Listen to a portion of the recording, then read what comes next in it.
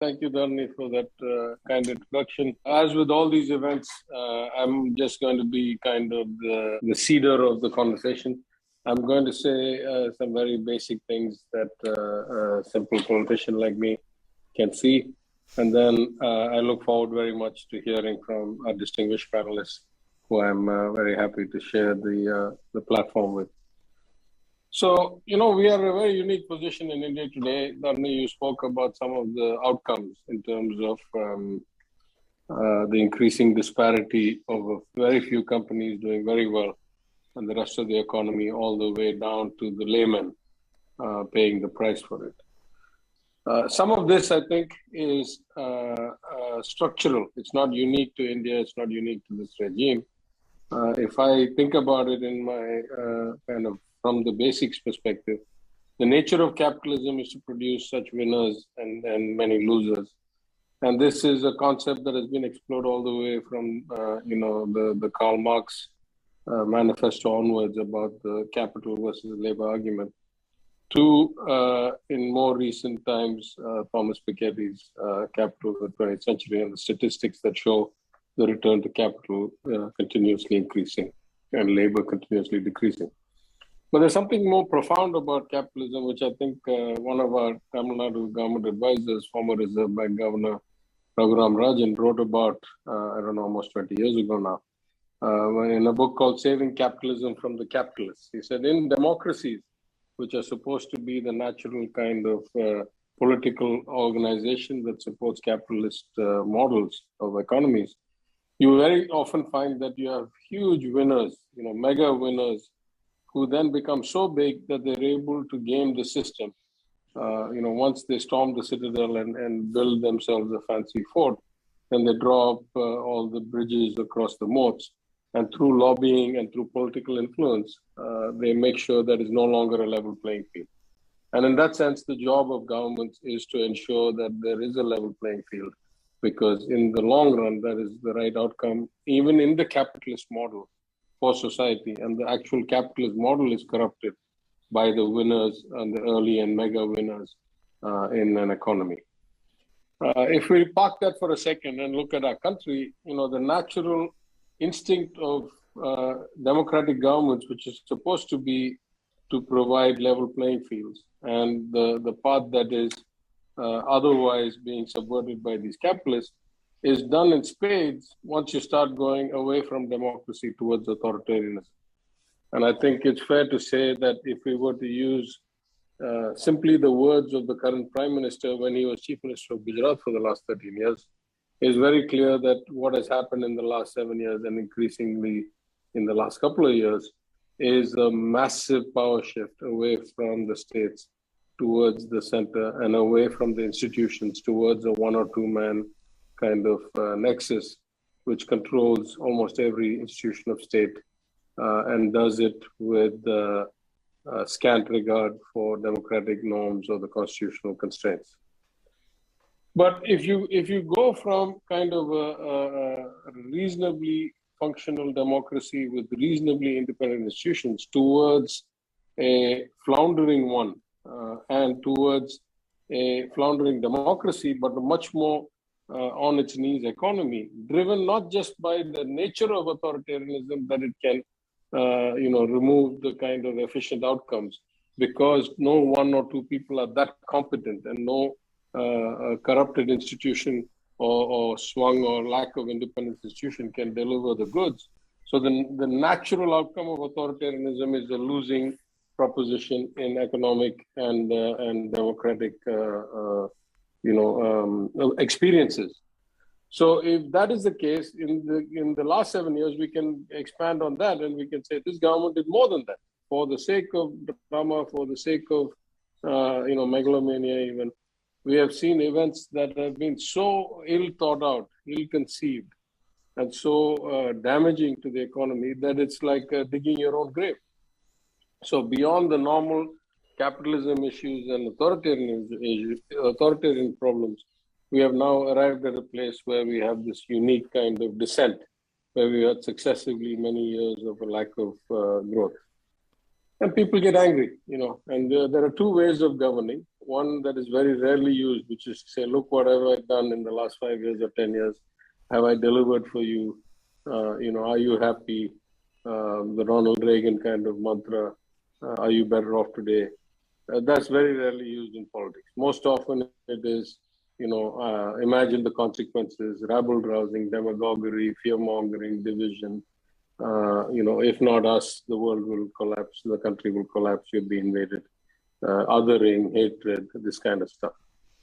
And when you're doing that, then you kind of end up in a vicious cycle. And we are, I think, at about the kind of breaking point of that vicious cycle, if I look at it optimistically, which is that we have now seen a system that's perfected. It is perfected because the more the economy goes in tatters, the more the public enterprises like the Air Indias and the gas and the oil and all of these things have been stripped of assets or run into debt. Once they are distressed and you have a big hole in the balance sheet, you say you have to sell those for the sake of raising money, and then you announce this kind of, which no seller will ever tell you, I have the stock for the next 5 years of several lakh crores. You kind of damage your own market by increasing the supply when there is no demand, or for the same demand you increase the amount of supply. And then you find your convenient friends who can buy these assets at distressed sale prices. In many cases, assets that were built on the back of state governments, airports, many state governments, all state governments in many of these airports give land for free. And then the union government turns around and sells it to their buddies at a distressed sale price. And as you pointed out, the reverse mechanism, which is hard in most democracies, it's not impossible, but it's hard to do, is to do blatant repayment back to the political party.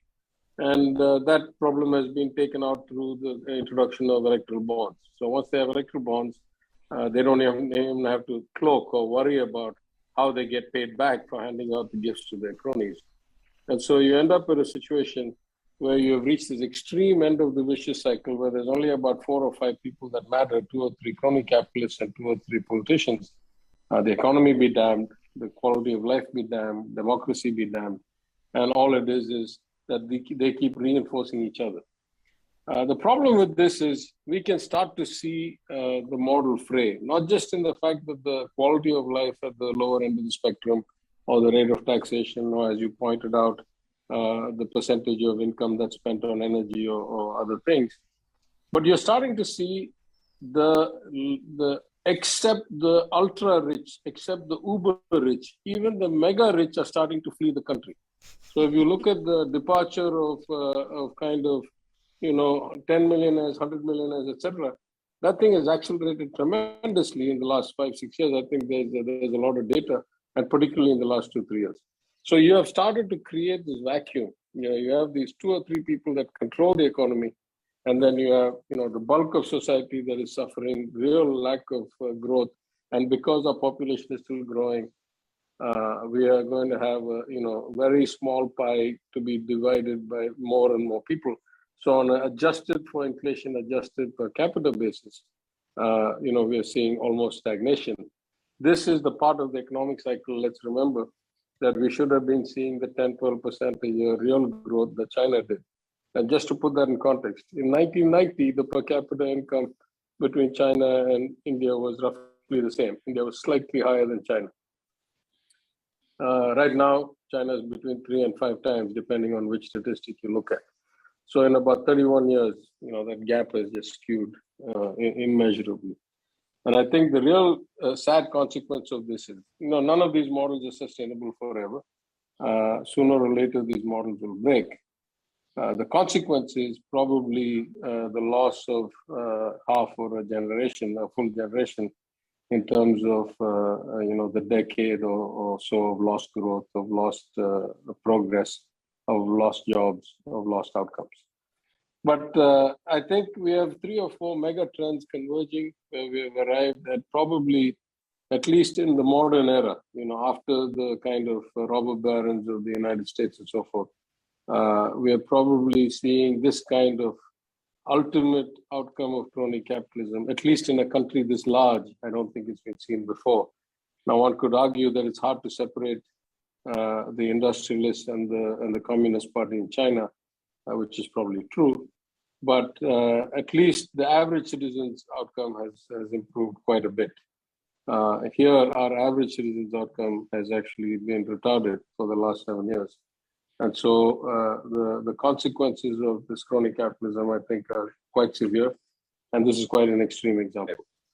I must say that we live in a bit of a bubble as far as India is concerned, because we live in a state where in 2019, the approval rating of the Prime Minister was under 10%. It was something like 7 or 8%. So clearly, there is some kind of vaccine. And you know, I have many of my old business school classmates also from Turkey. Some of them were doing very well in the early days of the Erdogan regime. Many of them have relocated to London and other places now as well. So, you know, this is not about where in the economic development cycle you are. I think it has something to do with scale a bit. You know, I often say that we have roughly the same population. The state of Tamil Nadu and the country of Turkey have roughly the same population. So up to about 60, 70, 80 million people, maybe there's enough homogeneity and there's enough of a common language you can do this. One of the great bulwarks against the kind of authoritarianism is Delhi is because we're such a diverse country, and people take pride in their language and people take pride in their unique culture and you know, sub-ethnicity and so forth. So I think what was fascinating when you said about all this is, as Dharani was starting to say, but I can add personally because my family has been involved in this movement for 4 generations, over 100 years, is that the core concept of the Dravidian movement was about self-respect. It started with that. It says, because we want to break the caste system, because we don't agree that there is a superior human being and then second tier and third tier and fourth tier, and then somebody is all the way down to untouchable. Because we want to break that. And, you know, the Justice Party did it kind of gently, and then Periyar did it very aggressively. And at different points in the cycle, different kinds of speeds were needed. But if you start with the notion of self-respect, you say you don't need anybody else to give you status. You are who you are because you're born. And that, you know, in some say, well, sense goes back all the way to the early Sangam literature, which says things like Yavum Ure, Yavarum Kele. You know, every place is my place. All people are my people, my relatives and family. So you go through that, and maybe it's the resilience of a culture that's been, you know, for 2,000-3,000 years practicing the same kind of values.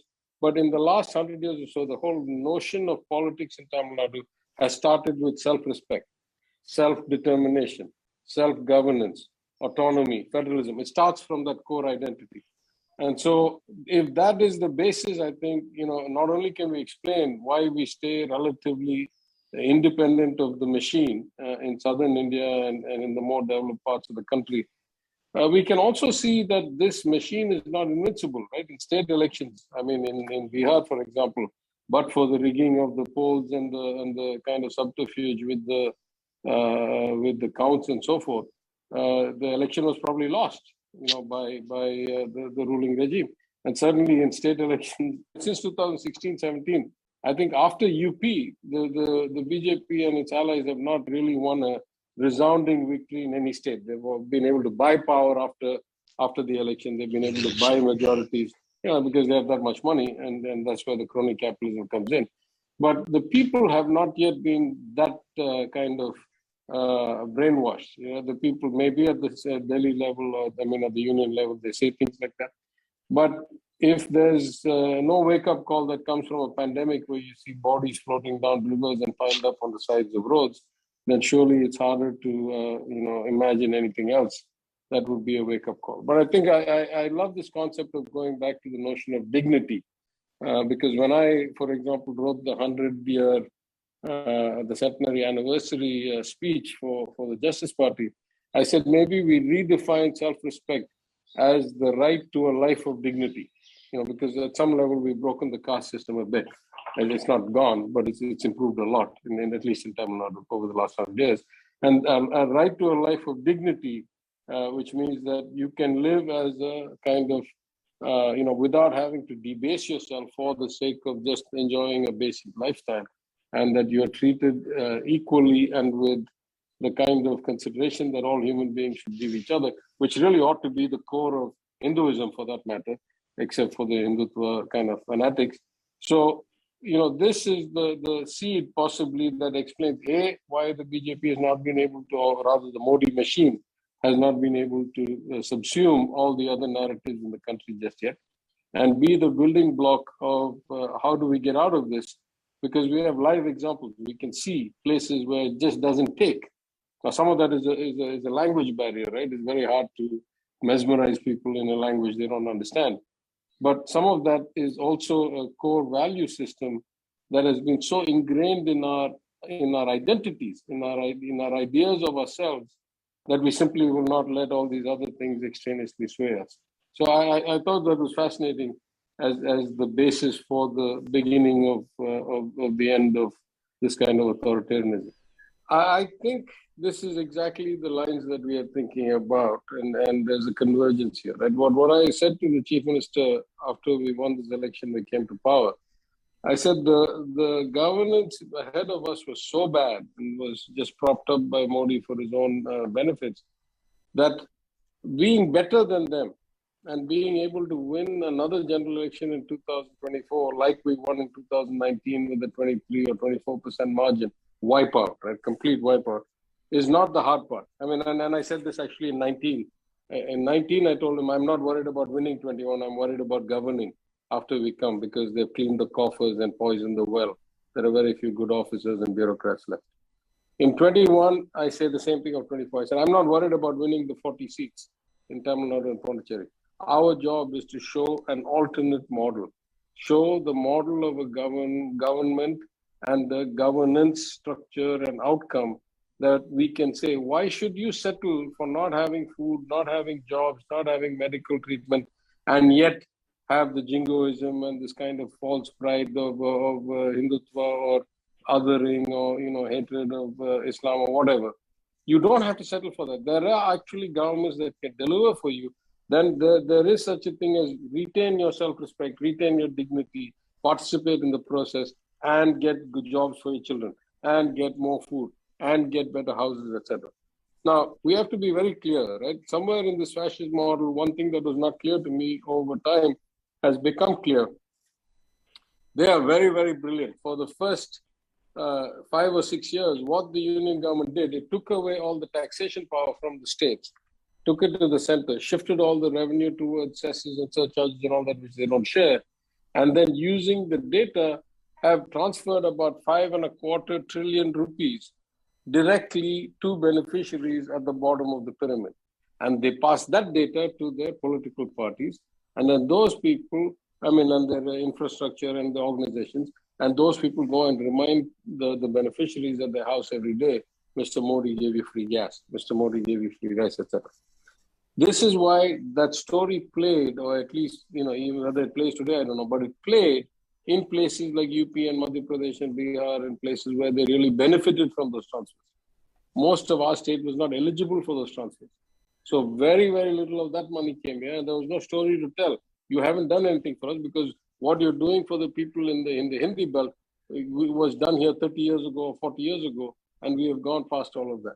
So they have been very, very thoughtful and very careful in ensuring that the few resources that are left to grab in a otherwise declining economy and not given to the crony capitalists are spread in such targeted and data connected ways that they try to get the benefit from it. But it still doesn't do anything other than providing the basics. And even that they can't continue, they have not been able to keep the subsidy on gas. They've not been able to make sure that the toilets get running water, etc. Because it's impossible to run all of this from a single point in Delhi for a country of 1.4 billion people.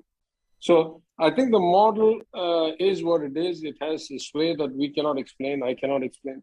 But an alternative has to be based on a different and profoundly different idea of a human being, society, and governance, and what real governance looks like. And that's really our job to do, as opposition in the states that we run. We still run, 30% or 40% of this country is in states, or maybe even higher, that are not governed by BJP or its allies.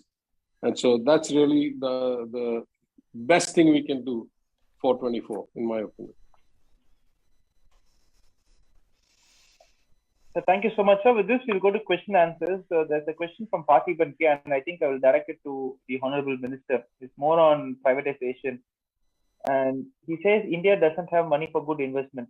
If India don't continue to invest 30%, we'll go with empty stomach. So privatization in profit to create new efficient institutions is acceptable. Therefore, I think LIC privatization is good. So normally people naively think.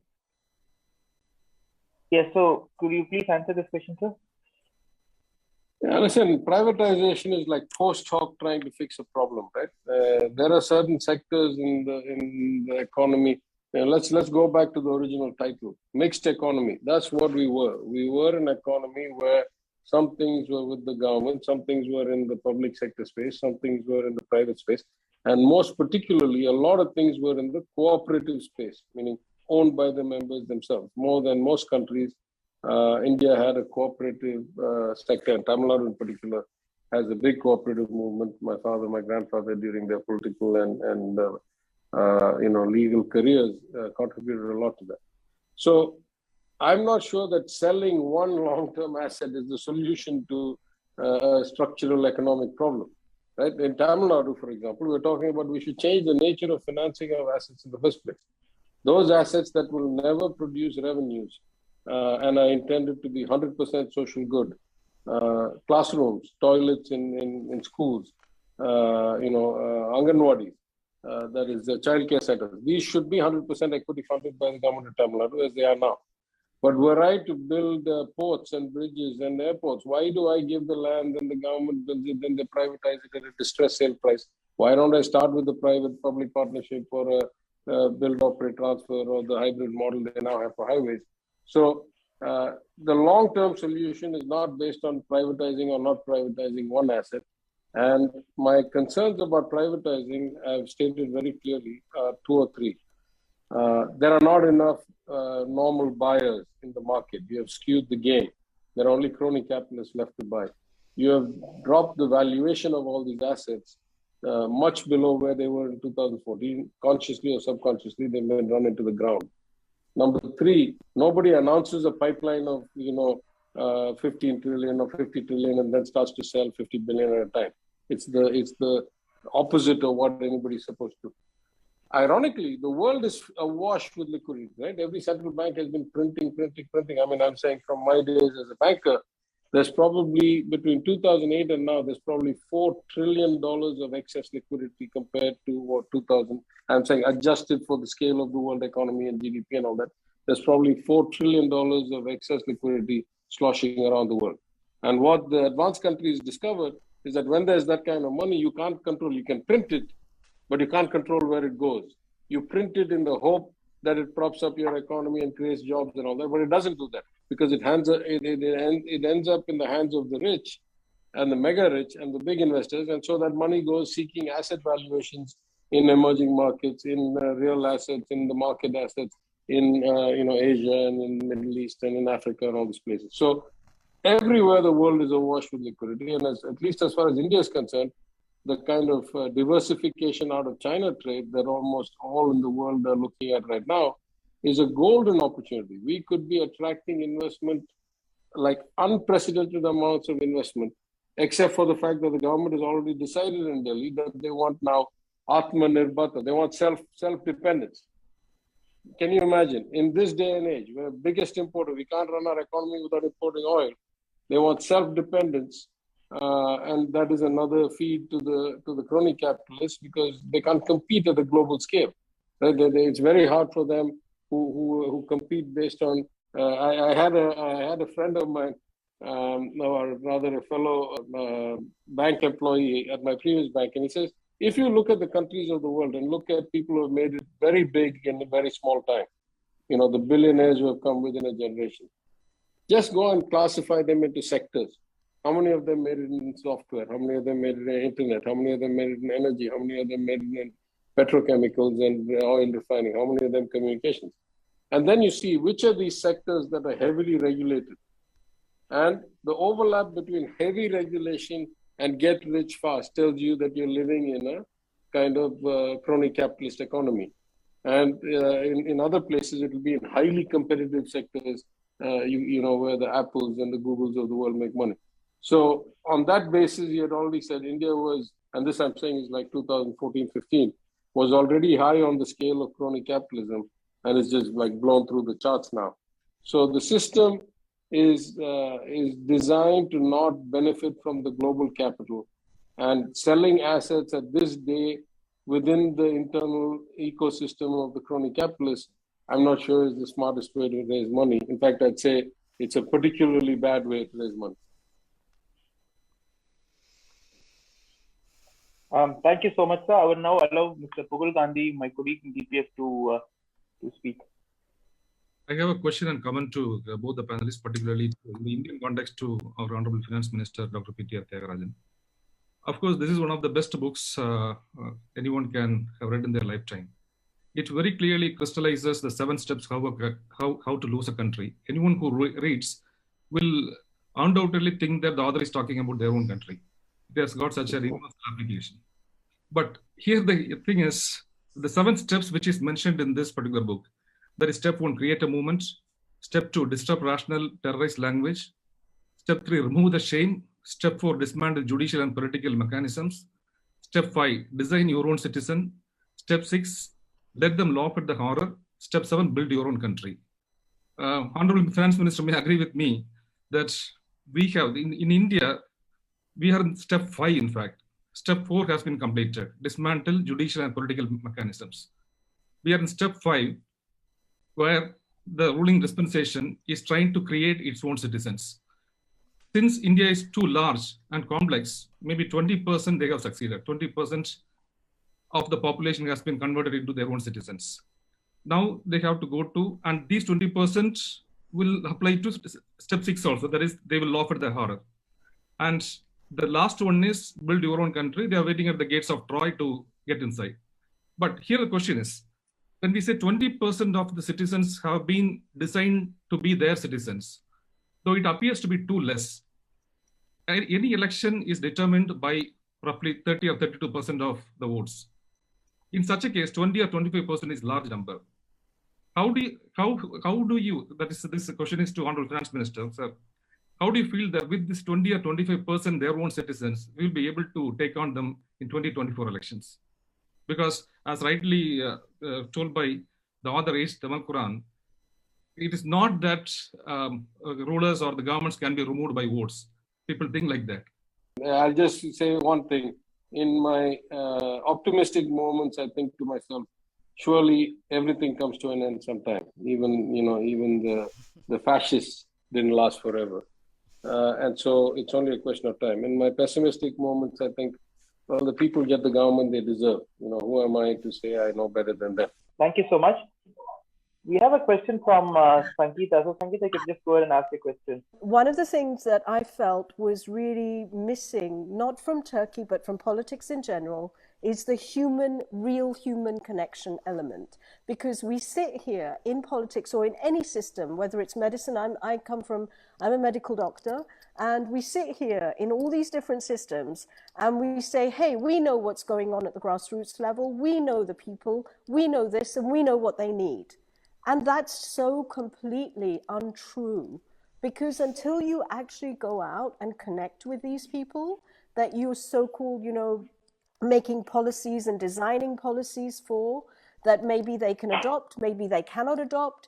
And I completely agree with you that human dignity is the core, but what is everybody's definition of human dignity? Somebody who doesn't have a toilet, maybe that's what they need to feel dignified. Some people whose values and tribal values are not represented, maybe that's what they need to feel dignified. So I think we need to go into far more deeper levels if politics is going to get any faith, because people don't believe in politicians. It's a fact. And they don't have a very good track record. So the system of politics needs to be readdressed and reassessed and restructured. And it has to become interdisciplinary. It cannot be like every system now. It has to be multidisciplinary. there's no politician who doesn't understand that power comes from the people. Well, maybe if you're that far removed in Delhi and you serve at the pleasure of the king. But if you've ever been elected, you understand the power comes from the people. And, a guy like me, that was my original kind of model. I refuse to pay for votes. Either I build enough of a connection with the people that they want me, and if not, I got better things to do with my life. I came to do a duty, and otherwise. So the first time I didn't pay for votes, and I won by 6,000 votes or 5,600 votes, and my opponent, paid, and I didn't pay. And then I had 5 years to serve, and I learned one thing from the right wing and from the super sophisticated fascists: you communicate all the time. If you don't communicate, you leave a black hole that others come and fill. You leave a void. So I committed, for example, that every 6 months I publish a report and have it delivered to every voter in every house. What have I done for you the last 6 months? What has worked? What has not worked? What else was I doing while I was in Chennai as a public accounts committee member? How has that benefited you? So forth. Well, 5 years later, I won by 34,000 something votes, again without paying 1 rupee, like 23% margin of the vote share. So everything comes from the people. We learn from the people, we communicate with them. It starts with empathy. People are smart enough to understand most of the time. Of course, you can have a Rasputin type who can mesmerize the masses. But door to door, street to street, house to house, they can understand who you are and whether you really care about them or you're just here as a means to an end. And they vote based on that. And you understand the quality of their life and their needs and so forth, and you go from there. But I think it's something that we have to learn as a system to do. It's not about one person, it's not about one party. Is that this constant kind of propagation and feedback with the people really is how we break the hold of a kind of mythical or a simplistic model. And I was having dinner with the South Asia bureau chief of one of the big magazines recently. And I was going through my whole theory and I said, the job of administration has become so complex. The world has become so complex.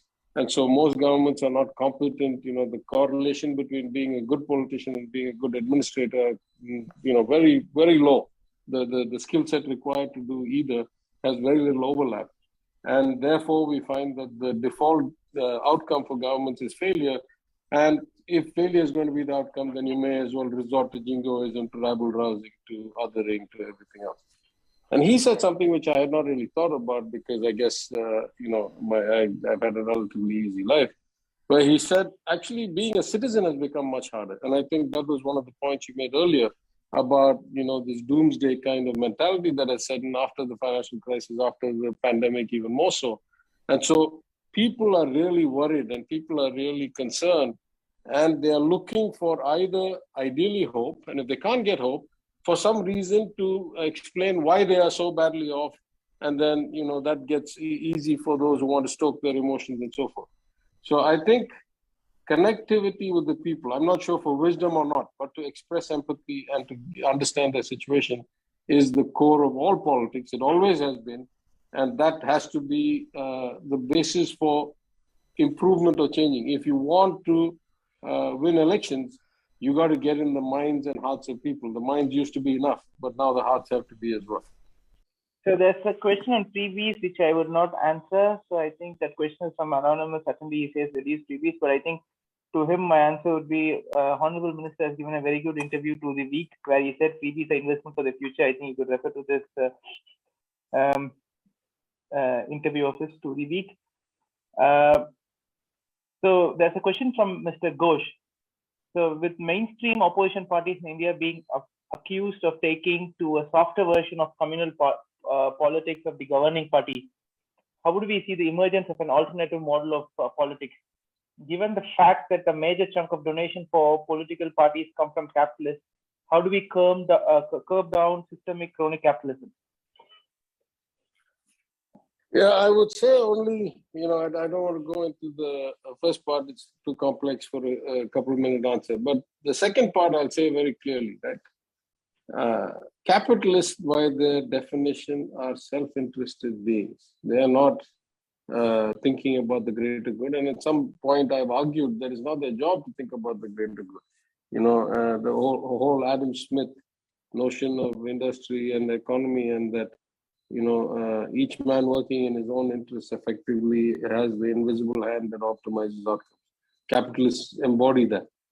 So the good news about capitalists is they swing when the wind swings. They are not doing it out of faith or conviction. It suits their pocketbooks, so they do what they have to do. Sometimes they even hold their nose and do what they have to do, because that's what the system demands. And the turning point has to come from the people. But if it comes from the people, and if you find that the people are very clear in their view, capitalists change like that. They turn on a dime. So capitalists are not permanent friends for anybody, and even crony ones are not permanent friends for anybody. You look at the history of India over the last 60, 70 years, except the most recent mega multi-billionaire who was not so 10 years ago, all the rest of them have been equally connected with all regimes, right? They figure out how to survive in all regimes and thrive in all regimes. So I don't think I think capitalists acting in their own interests are a impediment to change till the system works well. But when the system starts to crumble, they are the accelerants of change, because they leave the sinking ship faster than anybody else. So I think that would be my answer to that. So with this, we come to an end of today's session.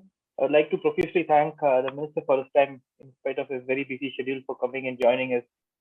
And I would like to also thank all our viewers, and more than everyone to Pugul Gandhi for helping a lot in organizing the event. Thank you all. Thank you.